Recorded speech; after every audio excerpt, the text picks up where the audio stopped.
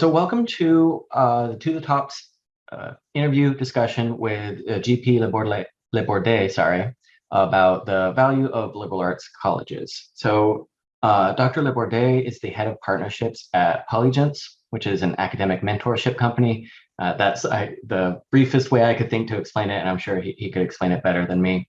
And he actually attended two different liberal arts colleges, Middlebury College for his undergraduate degree and Williams College for his master's degree, which is kind of unusual, before getting his PhD at Stanford in 2018.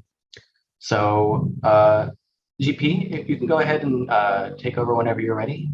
Yeah, gladly. Thank you, Kieran. Okay.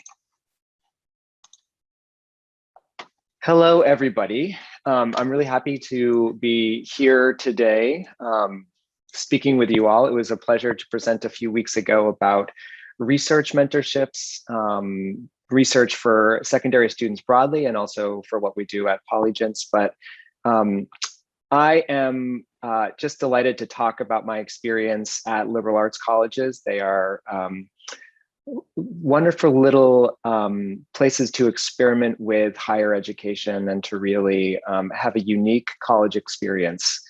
And you see here the beautiful quad of Williams College, where I did do my master's and then taught for a year in the Department of Architecture and Art History. And I'm just going to run through a few different points today that are related to some broad questions that Kieran and I will discuss in our conversation. But I just wanted to cover some of these main ideas and then offer you a few examples of colleges to consider that might not have been on your radar if you're looking at some larger research universities or state schools. So I'll describe my educational background in a little bit more detail. We'll talk about like basic definitions of what liberal arts colleges are. I also have lots of interesting recent research about the value, the economic value that is of liberal arts colleges, how they differ to other types of schools, and then provide sort of a little model for how you might think about whether you should apply or not. So I attended Middlebury College for my bachelor's. I actually grew up in a little town in Maine, on the coast of Maine, next to Bowdoin College. And so I saw a lot of the beauty of a remote, bucolic, rural, liberal arts campus, and also just love the history that was there. Bowdoin College was a college that several US presidents went to. It has these gorgeous old buildings. And I really loved how small it was, how students seemed to be very familiar with one another. My father's a physician in the town, and so we knew lots of the professors there. My mom worked in admissions at the college, and so that's what drew me to liberal arts, broadly speaking. I also went to a very small high school, and so going to a smaller college was something I was also interested in. At Middlebury, I was able to pursue the languages that I wanted to study, including French and Italian, which are two of my majors. And I studied broadly, but also worked hard. One of the reasons I also wanted to go to a small school is because I was really interested in doing lots of activities. So I was the captain of the crew team. I sang in some a cappella groups. I did a lot of camping and outdoor leadership orientation for new students. And it was during my art history senior thesis that I visited some friends at Williams College because it's connected with this research institute, the Clark Art Institute. And this is where I did my master's degree, then deciding that I would actually like to pursue a doctorate and applied to Stanford, where I wrote a dissertation on really art and the environment. It was on the first photographic survey of the Arctic from 1869. And I realized only in retrospect that so many of my experiences from both Middlebury and Williams had sort of flowed into that interest and led me towards what my eventual graduate focus of study would be on. So I like to think of your college experience as that. It feels like it's a point of arrival, but it's really actually sort of a point of generating the most energy you'll have to push you forward in your career. What is a liberal arts college? Historically, they were basically the basis of higher education at Europe's oldest universities was around this idea of the liberal arts, where you would study taken from the ancient Greeks in point of fact. You would study grammar, logic, rhetoric, arithmetic, geometry, music, and astronomy. And over the course of time, those different categories have sort of expanded into many different subdisciplines, but broadly today, we could conceive liberal arts as schools that offer opportunities for majors in the humanities, the social and physical sciences, which includes things like biology and geography, as well as in mathematics. So liberal arts colleges, or LACs, are often these smaller private institutions. Often they have higher tuition rates, so that's not always the case. They almost always have lower student to teacher ratios, which means that you get more focus from your professors than you might at a larger school. And one of the other real benefits is that they tend to offer more academic freedom to explore different courses and disciplines. So you may very well have general education requirements where you'll have to take a quantitative course and this other kind of course. Some schools have very specific strengths and benefits that they want their students to experience before moving on. I know that at Williams, almost all students took this flagship art history course because there were so many great art historians and curators and museum directors who came out of the school that it was sort of a rite of passage for many of those students. So very often you'll find that each of these schools has a specific character that you'll have to learn more about in order to decide whether it's a good fit for you. One of the big distinctions between liberal arts colleges and research universities is how they go about research. This is something we think about a lot at Polygence, something I thought about a lot in my previous job at Stanford, where I managed an undergraduate research program. And the best way to conceive of it is that research is a systematic investigation of a topic that leads to new discoveries. And it's also important that there are repeatable steps so we can sort of reproduce the process that we use to arrive at the conclusions for our new hypotheses. It's also a place where you can sort of test variables and try new methods that might be new developments in technology or just new conceptual approaches to the way that we think about culture. And this quote by Albert Einstein, I think, is a very apt summary of the idea. If we knew what it was we were doing, it would not be called research. It's a sense of being open to discoveries, even though you might not know what they would be. R1 universities and these PUIs, predominantly undergraduate institutions, focus on very different things. Research is a crucial part of academic achievement and institutional prestige across the board. But at larger universities, faculty generally focus more on research because that's what leads to tenure and promotions. It also really is a priority for the institutions because their ranking largely depends on citation index for those publications and research that their faculty produce. What it means practically for students is that professors tend to be principal investigators or leads of certain labs, and they have a whole cohort of PhD candidates who will be performing research, sometimes with the help of undergraduates who come into their labs to learn the ropes or make contributions. At predominantly undergraduate institutions, faculty tend to focus more on teaching. This is why they go to those kinds of schools. It's not to say that great professors at big schools dismiss their students, but it's just a different kind of priority. What that means is, although you might not be necessarily engaged in cutting edge research as you might at a big university with a big lab with lots of new technologies, undergrads tend to publish more alongside their professors at these kinds of schools. And because there are no graduate students holding their hands, you really learn how to do lab work on your own. And so what that means is very often people who have this experience at liberal arts colleges then can take their experience on to larger institutions for graduate work.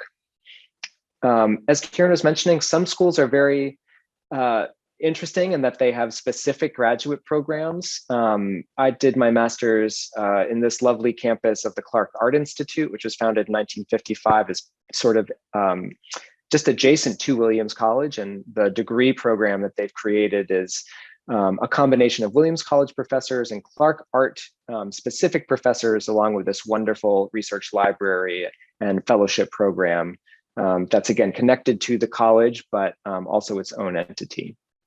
And lots of other schools operate like this too. Dartmouth College, which is an Ivy League institution, has its Tuck Graduate School of Business. So this is effectively an undergraduate school with a few graduate programs, but the setting, as you can imagine, is very much the same in the middle of nature in New England. As far as value goes, and this is something that I know lots of families and students quite rightly should be thinking hard about when they apply to schools. Very often, there has historically at least been a misconception, or what we realize now is a misconception about the relative value of liberal arts colleges vis-a-vis universities or community colleges or professional schools. Very recently, there have been a few very interesting long-form investigations of how these graduates fare in lifelong earning potential. And for many, it was sort of a surprise that the ROI, the return on investment at liberal arts colleges, is the third highest among the 14 different types of four-year institutions. And this includes things like vocational schools, professional schools, large research universities. So effectively what this means is that after graduating from a liberal arts college, the median income after 40 years is close to $1 million, which is only just below the alumni of universities with the two highest levels of research activity, which is to say R1 and R2 schools. If you are considering applying to the very selective liberal arts colleges of the kind like the Middleburys and the Swarthmores and the Wesleyans and the Williams and Amhersts, those 16 most selective schools effectively see a return on investment of 1.13 million over 40 years, which is very close to the 1.14 million for the top R1 research universities. So viewed in just the most simple financial terms, liberal arts colleges actually have a great value and return on investment for students. As far as majors go, there's a real virtue, I think, to finding majors that suit your own interests, long-term goals that support your creativity. But one need not simply choose a major because you think that it will be more lucrative in the long run. These recent long-form studies have shown that even though STEM majors tend to make more when they graduate from college in the first years, the soft skills that liberal arts education students gain in college actually translate quite well to long-term earnings. So by age 40, the people who have majored in fields like social science or history have actually caught up with the folks who major in science, technology, engineering, and math, because new math students, new engineering students are constantly being minted and hired by especially technology firms. So they are in effect more quickly replaced, whereas very often liberal arts majors can sort of stand the test of time because they have these critical thinking abilities that allow them to adapt over the course of their careers. Just a couple of other recent articles that I pulled together. Tech companies here in the Bay Area, where I live in San Francisco, are hiring lots of liberal arts majors because there's so many students who have STEM degrees. And this Harvard Business Review article sort of summarizes a lot of these other new long-form research studies. But one of the other things I wanted to mention is that even the Ivy schools, even these large universities in the US, were founded on the principles of liberal education. So even if you decide to go to MIT or to Harvard, you'll find that at the core of those institutions is this idea of teaching students how to learn, communicate, build character, and prepare for a career. So it's not just about studying the specific subject you want, it's about exposing you to different ways of thinking. As this quote from Yale's website says, it's not what you study, but the result, the gaining the ability to think critically and independently, which is a great foundation for all professions. And when you look at these schools, I don't know if people recognize these from their own college searches, the Princetons of the world on the left, look very similar, after all, to the Colby colleges, which is in the middle, or the Dartmouth colleges that are on the right. So the distinction it might not be as significant as you might imagine it is, certainly in terms of, again, the sort of rural setting that many of these schools are in, but also in terms of, again, the educational mission and core values at the heart of the institution. I have 3 colleges that might not be on the radar, that just gives you some examples of great liberal arts schools that offer really wonderful opportunities for students. Hendrix College, which is in Arkansas, is widely considered one of the best bang for your buck institutions. Kiplinger and Forbes called it a best value school in 2019. And you can see the students are extremely active. So many of them engage in faculty research, or they do a thesis project, or they go on to a doctoral degree or find employment soon after graduation. So there are really terrific outcomes at these small schools. I was speaking with one of my colleagues who transferred from USC to Middlebury and then is now pursuing a PhD in biochemistry at Yale. She said that she transferred because she felt like she couldn't get into the lab she wanted to at USC. It was really tough to break through the noise. Whereas at Middlebury, she just walked right up and said, I'd like to be part of this lab. And the professor said, great, we'd love to have you. So it's a sense of being able to be in contact with people, to make personal connections, and to really get that sort of experience of being part of a small community that's very tight and also very open. Oberlin College, which many of you might know, is an old and diverse and progressive school, but it's globally known for its Conservatory of Music.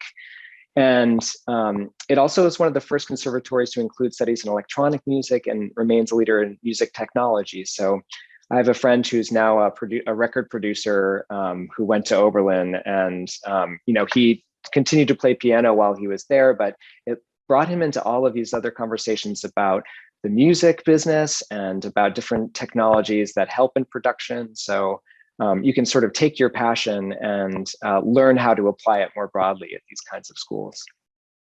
And finally, really an amazing collection of schools. Pomona is one of the 7 Claremont colleges, of which there are 5 undergrads, and you can see here those 5. The model is really designed around Oxford University, which gives students more attention while also offering more resources like a university. And its 2 graduate schools offer MAs and PhDs in 31 different disciplines. Just as a side note, one of the great subsets of liberal arts colleges are women's only colleges. And these are pictures from Smith College and Wellesley and Spelman and Mount Holyoke. Just amazing opportunities for women who really want to be able to be immersed in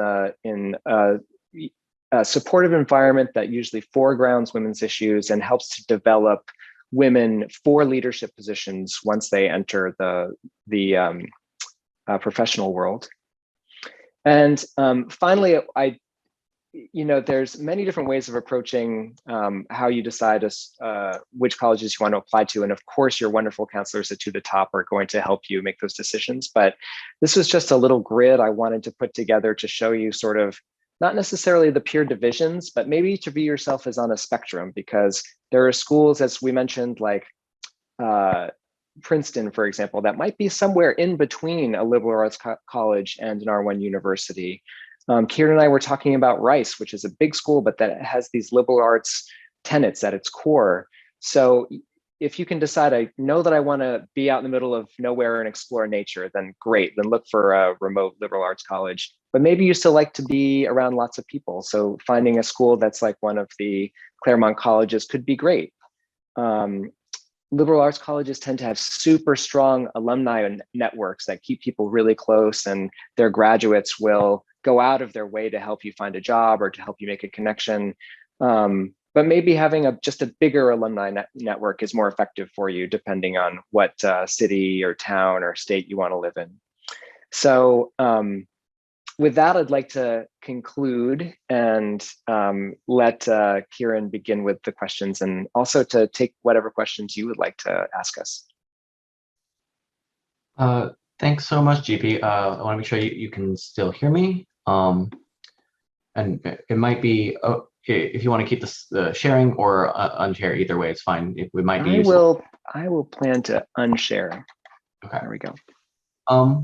But yeah, I realized that in introducing you, I did introduce myself. My name is Kieran Lyons. I'm the Director of Education Programs at To the Top, which means I help with the college application process, but I also do direct instruction. And I believe, GP, you do some mentorship as well. You're not just part of the leadership team at Apologence. That's right. We all love to keep on working with students, even though we're busy with running all the nuts and bolts as well. Yeah, I feel exactly the same way. I would feel like something would be lost if I didn't work with students.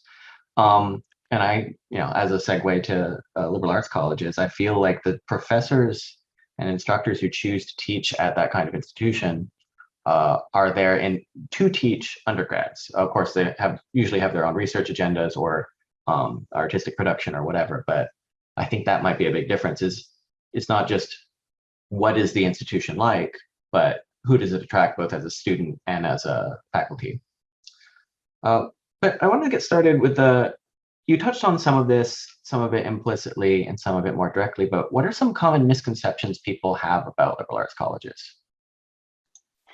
I think that's a really great question, Kieran. And it can be easy to sort of, because they are sort of out in the middle of nowhere, especially in the modern world, it can be easy to sort of dismiss them as places that are sort of esoteric and maybe just places where people study things like poetry for poetry's sake without actually thinking about the broader implications of education for the world economy, for local citizenship, for law and justice.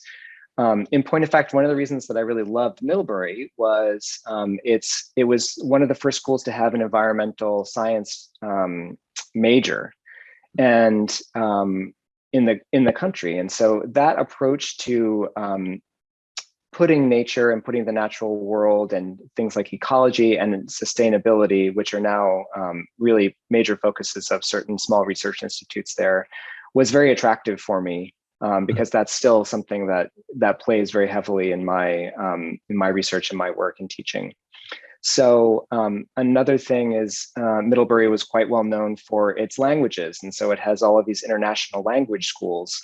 And with all of these different schools abroad, even a very small little spot in Vermont felt like it was connected to the broader world in a more significant way. It was definitely there in a remote setting, but looking outwards and trying to send students out to the far reaches of the world to make a difference. So I think that's one of my favorite misconceptions to challenge, is that if you go to one of these schools, you're not just receding from the world for 4 years. You're really saying, I'm committed to going to explore something, to make great personal connections, such that I can then go out and make a big difference on a bigger stage. Yeah, well, thank you. I think that's totally accurate. And I'm not as much of an expert on liberal arts colleges, but in my experience, often they have some of the highest rates of participation in community involvement in either internships or something like volunteering, and also in study abroad. I think it was Wake Forest actually has a building on the Grand Canal in Venice.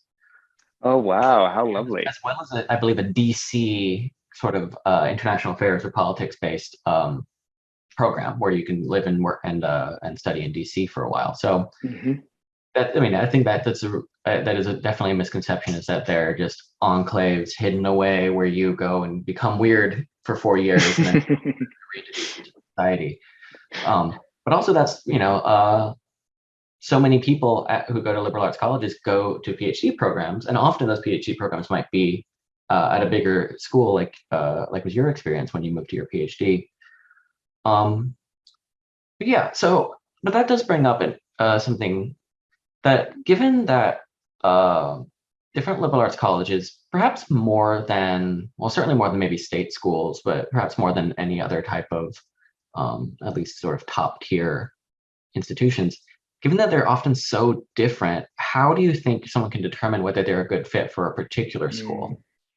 This is a really good question. And I'm glad that the possibilities of not only in-person instruction, but of visiting campuses is sort of reappearing on the horizon.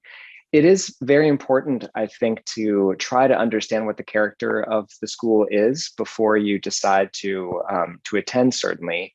And a great way of doing that is reaching out to your own friend network to see if there are alumni from your high school or friends of family that have gone to these places, to get a real sense from them what it's like to live there in person.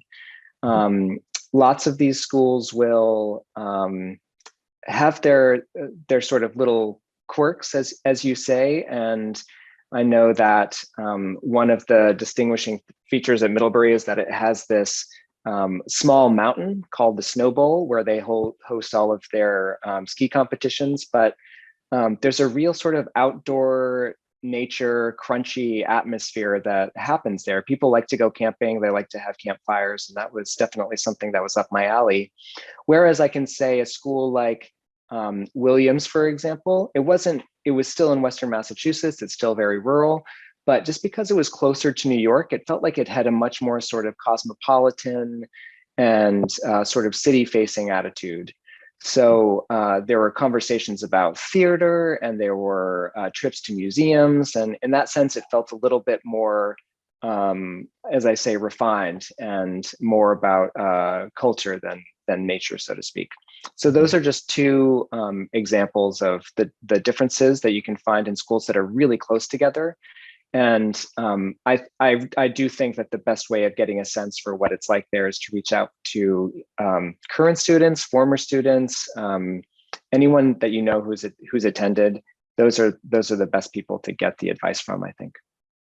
Yeah, I totally agree. And if you or your child isn't going to be attending anytime soon, in the next few years, it would definitely be a good idea to visit or to find a way to immerse yourself in the school environment, however you can. And there's digital ways to do that too, especially so many schools are moving a lot of their resources online. And it's actually a lot easier to maybe jump into maybe not orientation, but informational presentation or Q&A with current students. It might be easier to do that now, especially if you're international, than it ever has been. But it is really important, I think, to talk to people there, because I did a college tour. Actually, escorted a college applicant from China and her mom around the East Coast. We went to Wake Forest, Wesleyan, Davidson, University of North Carolina, and at first, she had no idea which one she wanted to attend, as they were all great schools. But after visiting, and talking to students, she was like, "Oh, Wesleyan, absolutely!" Like had no doubt. And part of that was talking to people there. And another tip I actually got from that same tour was from the tour guide, who was a current student. He said that what you should do is you should look at the notice boards, either online or the physical ones in the library or in the student center, and see what kind of events there are. Because I think it's not so much how many things occur, because every school is going to have more going on than you could possibly attend. But what kind of things are they, and what kind of character do they demonstrate? But yeah, I want to actually talk about your experience a little bit more. So could you elaborate a little bit more on what attending Middlebury was like for you? I know you must have studied really hard to get 3 majors, but could you, what are some of your favorite experiences, or what do you think were some experiences you might not have had if it wasn't a liberal arts college? Yes. Well, Kieran, one of the things that I really look back on most fondly is my time with the crew team. And I was a good athlete in high school, not a great athlete. I ran track. I was captain of the soccer team. We won a state championship in Maine, which is not particularly grand shakes on the national scale, but it felt very important at the time. But I had rode in a racing shell with my father during high school, as there weren't opportunities for me to do that as part of my school. And it's something that I really wanted to do when I got to college. Now, I never would have been able to compete at a Division I level my wife played D1 lacrosse at Stanford, but I could never hold a candle to her athletically. So that's one of the reasons that I wanted to look at these smaller schools. I felt like there are places that I could study the things that I wanted to do and also have these opportunities to, exercise my body in parallel with my mind, so to speak. So those friends that I made from the crew team continue to be friends today. We were just trading messages actually last week. And likewise, the other kinds of opportunities, some that I didn't necessarily expect to have were really wonderful. I ended up I sort of performed more chorally in a choir in high school and played in the band. But when I got to college, I decided that that level of time would have been difficult to balance with even a Division III sport and my studies. So I decided that I would just sing with an a cappella group. And that too was a really wonderful experience. It's very unique to college, though less so these days, I suppose. And I also have just great friends from that experience as well. So those are just two examples of the kinds of clubs that students can become involved in at these smaller schools. There very often are people who want to do the things that you do, and they're much easier to find in some senses at a smaller school than they are at a much larger school. So that was definitely one of the benefits that I found of that particular place. Yeah, absolutely. And I think that kind of aligns with what you were saying earlier about research opportunities at liberal arts colleges versus these R1 institutions. Because I actually attended 3 R1 schools of the very different size. Rice University, Mississippi, and Louisiana State University. All of them have a lot of research output. But just because a school, a college or university has something, a sports team and a sport that you like, clubs that you're interested in, research opportunities, maybe even the best place to maybe the puts out the most research in the field you're most interested in. That doesn't mean that you as an undergraduate can actually get involved in it very easily. Sometimes, Rice, it was a lower barrier of entry than I would say even maybe University of Mississippi or Louisiana State University. But just because it's there doesn't mean you can actually do it. And I've had a lot of students, and this happened multiple times when I'm helping them put together their why this college essays or supplemental essays to get to schools. And I'll say, well, pick a club, pick something that you might feasibly join. And they'll say, well, I'll join the marching band at University of Texas. It's like, no, you won't join the marching band. or they'll say, oh, I'll join the tennis team at University of Mississippi or Texas A&M. It's like, no, you're not joining the tennis team, but you might at a liberal arts college. Right. And you might not be keep competing at a different level, but you'll have so much more access. And I think that's also related to the idea that people think that if they want to study to get a PhD at Stanford, they should attend an undergraduate institution as similar to Stanford as possible. But really, the experience of a graduate student, a professor, and an undergrad, and their motivations are so different between colleges, and types of colleges, and I don't think people always realize that. So with that in mind, I wanted to ask you, how do you feel that specifically your experiences at liberal arts colleges prepared you to get a PhD at Stanford and also to get into Stanford's graduate program in the first place? This is a really great question. And I'd actually love to sort of weave in a question that one of the attendees, Jay, asked me directly as well, which has to do with sort of the quality of the protective community that these colleges tend to nurture, and how that conflicts with the reality of the competitiveness of the world more broadly.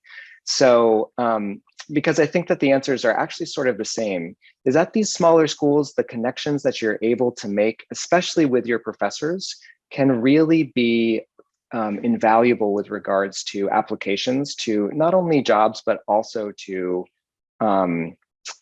graduate schools. If you have a great letter of recommendation from a professor from your small liberal arts college, then that really carries a lot of weight if you're planning to apply for a professional program, a PhD program directly, or another professional program in law, Having a great letter of recommendation from your senior thesis in history professor or something like that, I'm sure that that would reflect extremely well on an application to law school.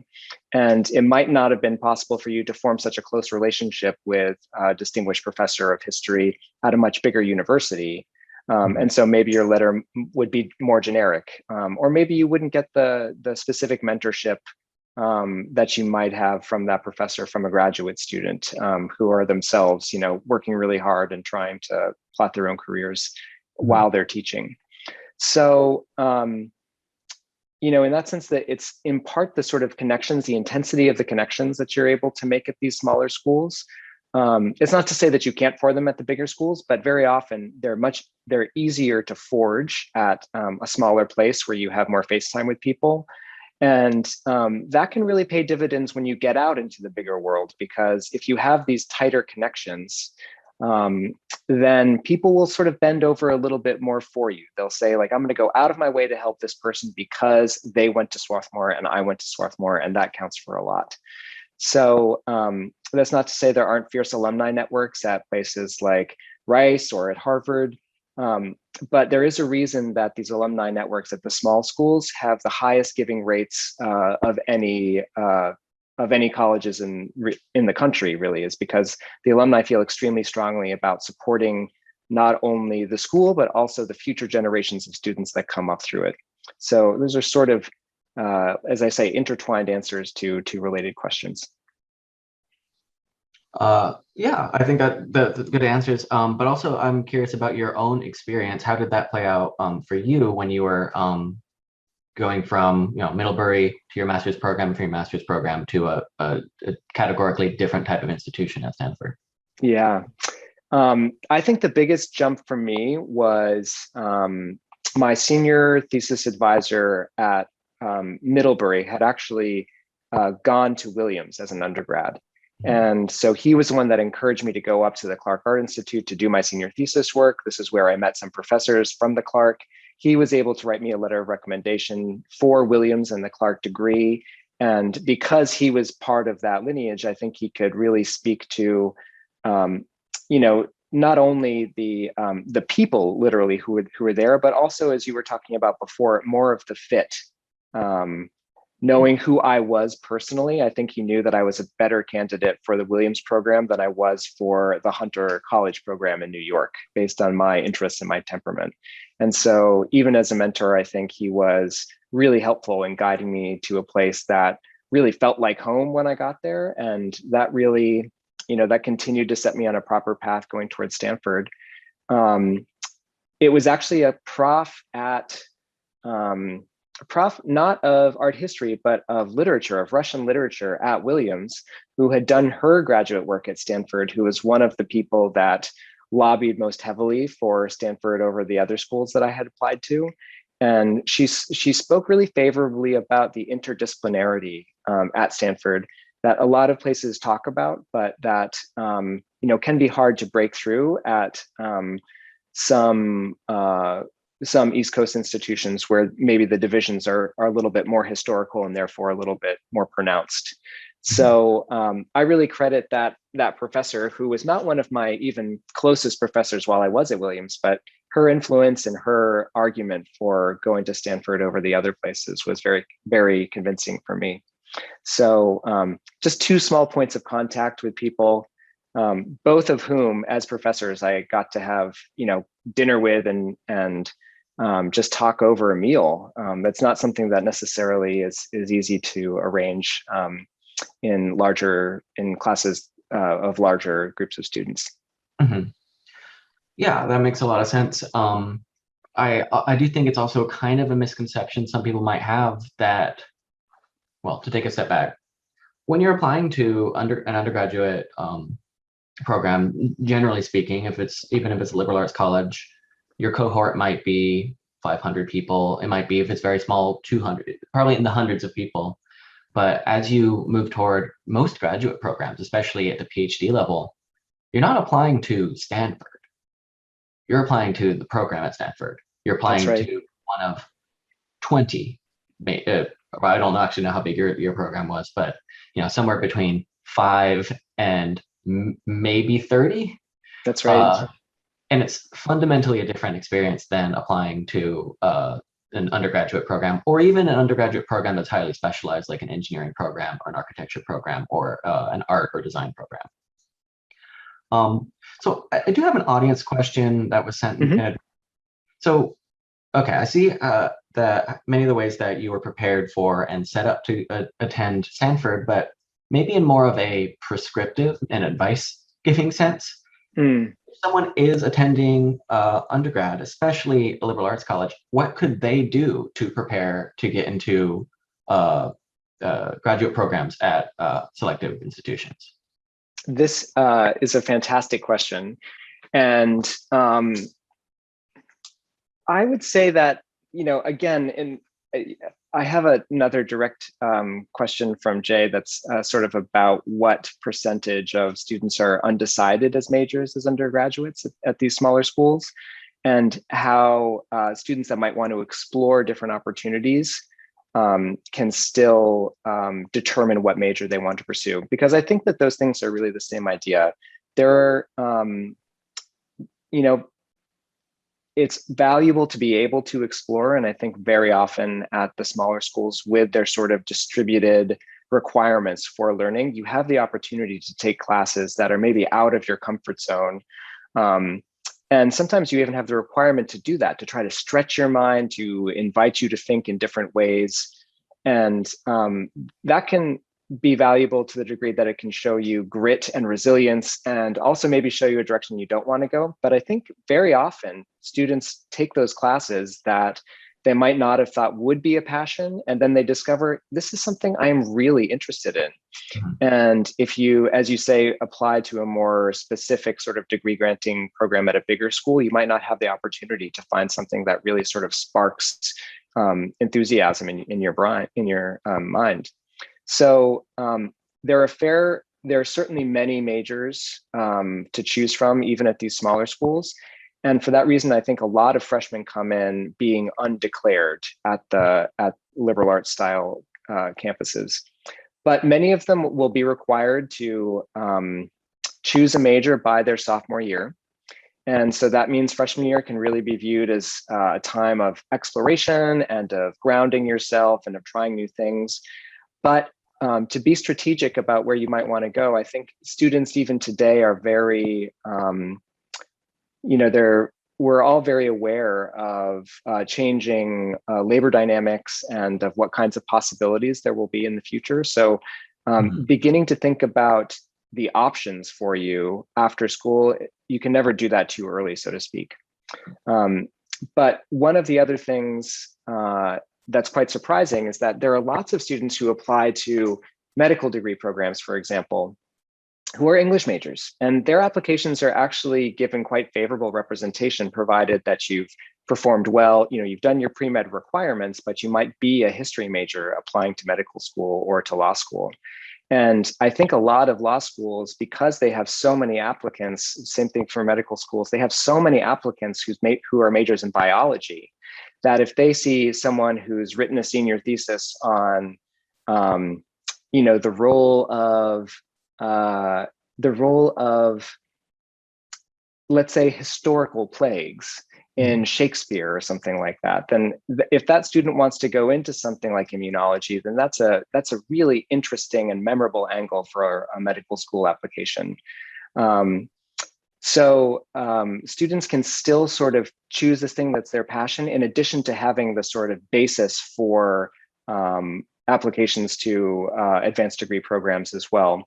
And one of the other real benefits of going to the smaller schools is that you tend to be in closer contact with people who are either, general mentors as professors, but also advisors, whether they be career advisors or your professors who are helping you think about graduate school. Many of them will be able to give you a bigger chunk of their time than you might have otherwise been afforded at a larger school. So if you take the initiative and you're a good student at these smaller places, then you can really get a lot of coaching that prepares you for life after your BA or BS. Yeah, so I suppose I'll stop there for that question. I think that's a fantastic answer.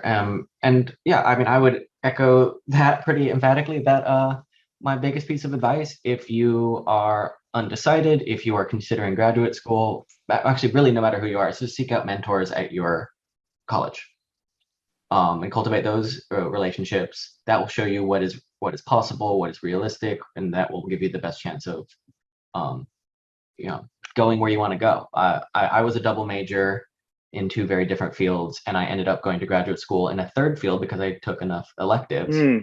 Because Rice has a very open, well, within some disciplines, you can take classes very freely, like most liberal arts colleges. And that allowed me to go to a very different, one of the top fiction MFAs at University of Mississippi, and then actually switch again and go and get a PhD in English. But that was all possible because and happened most likely because I just loved the writing teachers I met at Yes. Rice. And with because of their mentorship, their instruction, and because of their letters of recommendation that I got in. Right. And I don't know if I'd gone to a bigger school, if that or one that didn't emphasize undergraduate education to the degree that Rice does, which is, I would say, very, very divided. Some professors are very accessible. Some professors are very inaccessible, and you don't always know in advance which one's which. But at liberal arts college, they're almost all going to be extremely accessible. At this point, if I just want to remind everyone, if you have any questions, you can ask in the chat, or you can ask me directly in the chat, and we can pose them to GP. In the meantime, well, see if some questions are coming in. I just wonder, what do you think liberal arts colleges have to offer international students? Because I know that very often people who are looking to attend a college in the US or their parents look at rankings and look at research output. And so how might you research from far away and know what you're looking for? And what might it offer specifically to someone who isn't from the United States? That is a fantastic question. What I don't want to do is necessarily make blanket arguments for everyone choosing a liberal arts college, because I certainly think that, for example, a student who maybe would like to come to the US in order to attend a college, but then they want to go back to their country of origin, they want to go back to China, they want to go back to India. And for those places, it probably would be really valuable to have a school that's a large school with a very recognizable name internationally, because then the prestige of the reputation of the school that you decided to go to can sort of come with you back into wherever you might end up. At the same time, I think some of my great friends were international students, even at these smaller schools, and as I say, it can be a really great way of having people make connections with people that are not just necessarily from their own, whether it be national or ethnic background. So I think that's one of the really fun parts of going to one of these smaller places, is that they're all, I think, rightly so, working hard to create even more diversity on their campuses, because lots of times they are they have lots of students from the US who are white and from the Northeast or from the West Coast, that sort of thing. But very often the kinds of interactions that you will have there bring you in contact with these people of vastly different origins. And so you really get to learn quite a lot about different cultures, about different people. I know that Middlebury had 70 different countries represented. One of the groups that I was in was a very strange and very wonderful group that was co-founded by a friend of mine from Maine and a Kenyan.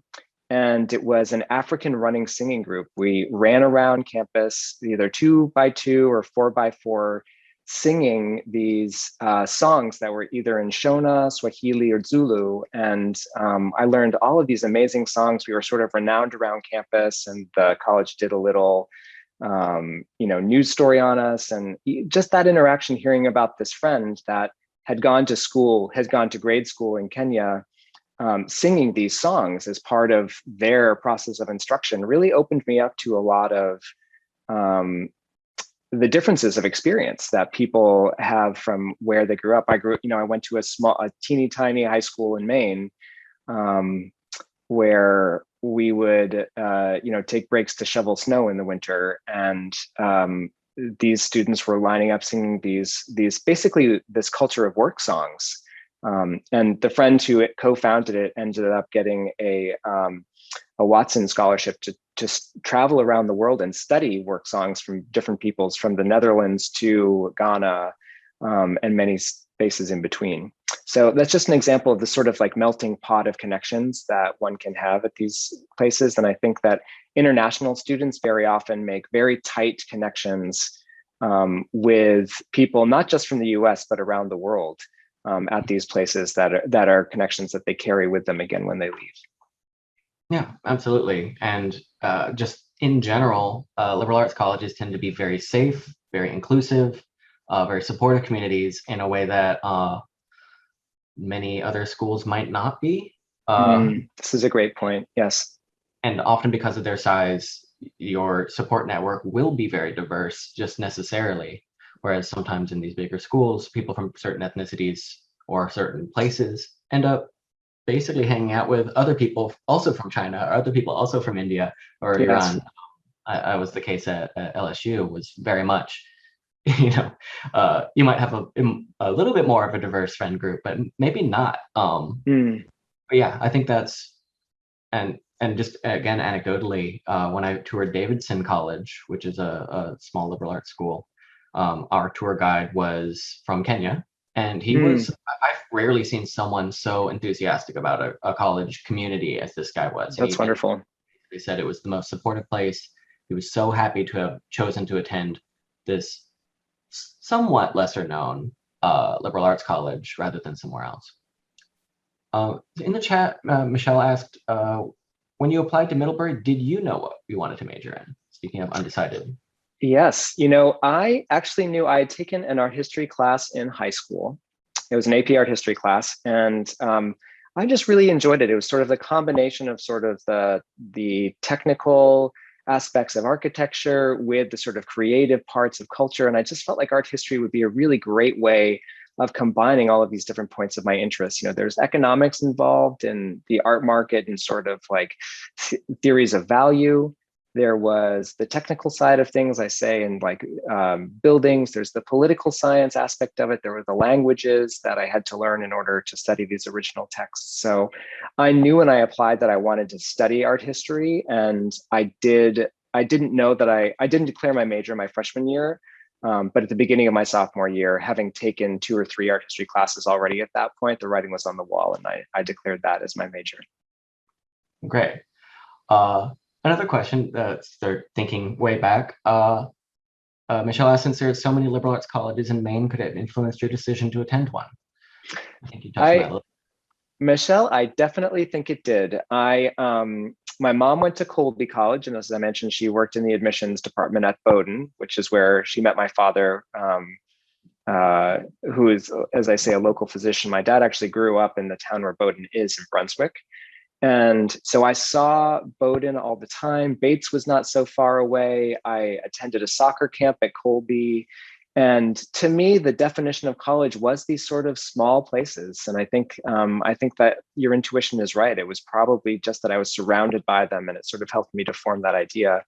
I also knew, having visited some larger schools, that being just a boy from small town Maine, I really felt like those schools felt a little overwhelming. I've always loved being outside and in nature.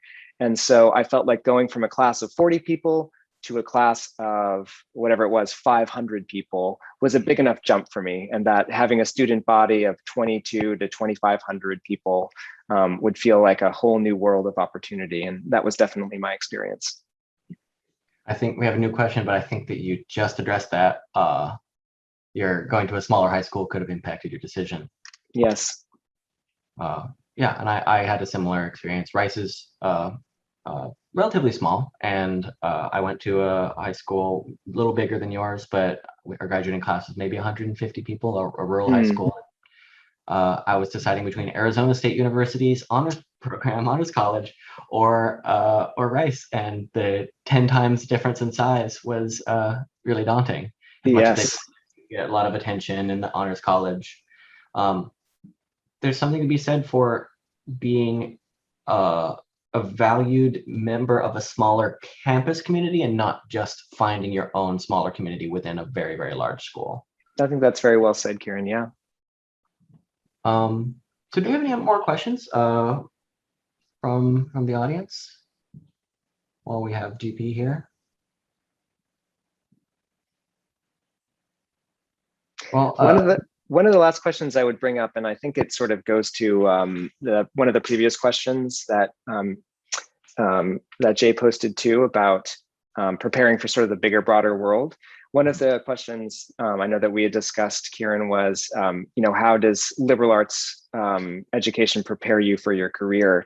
And what's been really interesting for me is finding myself right now in basically a startup. We're in the business of education, but we're really there's so much technology involved, and the fact that we have all of these PhDs from different fields who are working with engineers to build this site. I never would have imagined that this is the place I would be.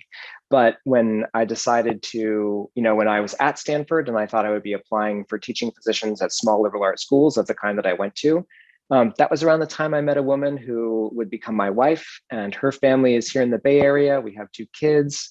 She is in technology, and I definitely feel like studying the liberal arts has prepared me to make this transition in a way that I might not have anticipated if I was, focused on biology or something like that. So there's just one little last tip of the hat to the sort of adaptability and openness to new experience that I think a liberal arts education really instills. Great, thank you. Well, I've really appreciated having this conversation. Why don't we, if no one else has a question for you, and of course, if you have a question that comes to your mind afterwards, we'd be happy to address it or pass it on to GP. But speaking of polygents, what is polygents? Oh, we do actually have a question. Can you introduce some information about summer research opportunities in your organization? And yeah, gladly. What your organization is? Yes, Polygents is a research mentorship program that pairs high school students with PhD researchers in order to do their own research projects that are really based around their passions. So if you're interested in creative writing, for example, we have people like Kieran who have MFAs and would love to help you develop your own story and prepare for publication. We also have people who are PhDs in neuroscience studying different neurodegenerative diseases. So if you're interested in things like dementia or Alzheimer's or addiction, you could say, I want to do a paper that's a lit review of current therapeutics for Parkinson's disease or something like that. And we pair you with these mentors who you get to have their exclusive attention. So in that sense, it's very much like a liberal arts kind of one-on-one tutorial kind of thing. And the mentor will help you develop a research plan. And over the course of 10 meetings, which are usually spaced out between 3 and 6 months, they'll work with you to perform original research, run experiments, to write and to revise and to reach for publication and to submit to secondary student journals. And one of the real values that I think comes with this, as I was mentioning the experience of running this undergrad research program at Stanford, the students who had tackled one of these big, long research questions before were the ones who could jump in and actually make great contributions to faculty research projects. So yes, Michelle has kindly posted Polygence's link down in the chat. And what's great is that we are on a rolling admissions cycle. So I know that students are very preoccupied with their AP exams and other finals that are coming up. So there's no rush for a deadline or anything like that. But if you want to do a summer program, it's a great time to think about applying. Those applications are very easy to complete. It only takes about half an hour. There are no grades or letters of recommendation required, but we want to be able to see what that particular point of passion is for you, and then to make sure that you're able to really dive into it, to work hard with this mentor to create something that's unique and original and will pay dividends in not only your applications to college, but really to prepare you to jump into substantive work once you get to school. Great, thank you. And I really like the model of Polygence, and it's never too early to find a mentor in a field you might be interested in. Mm-hmm. I really think it's a really valuable service you offer, and based on, I think, really sound understanding of what's valuable to students, whether they know in advance or not, because that's one of the main things is I don't think high schoolers know what these fields are at an advanced level, and knowing that while you're still in high school and looking at undergraduate programs and schools is really helpful. Yeah. Yeah. So I think that's it. Thank you so much, GP. If anyone has any questions about Polygence, you can seek them out on the website. They have contact information there. Our website is tothetopeducation.com if you want to get in touch with me or the rest of our team. We can pass questions on to you as well. But also, if you have questions about whether a liberal arts college or a particular one is right for you, or you need some help with the college search, or you know exactly where you want to go and you want to heighten your chances of getting in, please feel free to reach out to us. All right, well, thanks everyone for attending. Thank you so much, GP. Our website is in the chat, tothetopeducation.com. Polygence.org is GP's organization. I look forward to working with you some more, and I hope I get hear from some of you guys soon.